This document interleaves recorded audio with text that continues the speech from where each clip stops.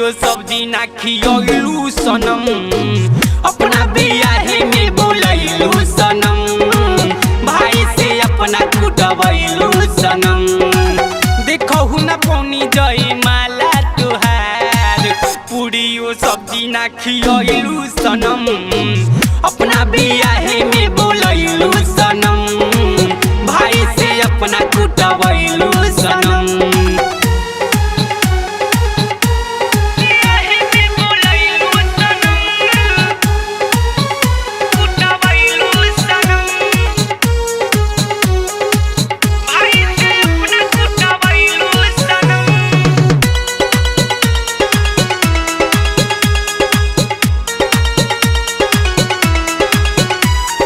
सुन के तहरा शादी के खबर सुख में रहनी डूबल, लेके लाठी ऊपर सरवा भाई तोहर कूदल, बड़ा बोले बड़े दादा।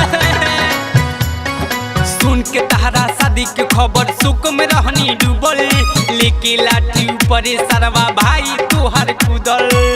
पहले से राज छिपैलू सनम, भाई से अपना कुटबैलू सनम।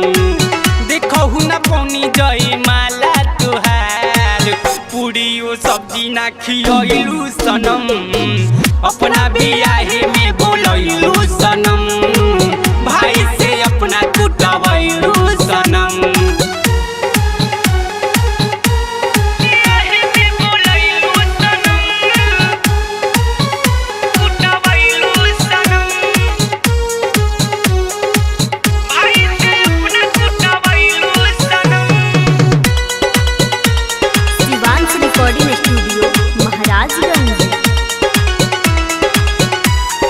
सबरिया संतोष जी खेला देखत रहले लुकाई, पिया से पहले पांडे रितेश के गाना दिहले धाराई, तबे नुमार हो गया।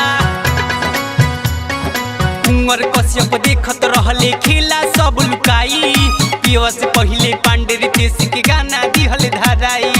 संजय बिट्टू पे खिसियलू सनम, भाई से अपना कुटबैलू सनम। देखहु ना पौनी जई माला तुहार, पूड़ियो सब्जी ना खियलू सनम, अपना बियाहे में बोलैलू सनम, भाई से अपना कुटबैलू सनम। अरे बड़ा मरले सर।